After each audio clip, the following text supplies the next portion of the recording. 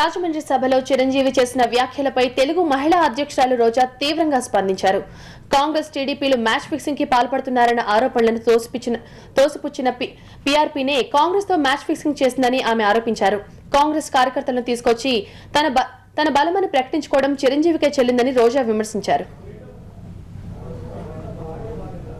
పార్టీని మరి భూస్థాపితం చేయడానికి కాంగ్రెస్ తో మరి మ్యాచ్ ఫిక్సింగ్ చేసుకొని ఈరోజు రాజమండ్రికి జనాల్ని తెప్పించుకున్నాడు అంటే దీని వెనుక మన రాష్ట్ర కాంగ్రెస్ హస్తం ఉందని కూడా మేము స్పష్టంగా తెలియజేస్తున్నాం. ఈరోజు వైఎస్ గారు రుణం తీర్చుకోవడం కోసమే ఆయన పథకాలు అన్నీ కూడా బాగున్నాయని ఒక మాట కూడా చెప్పాడు.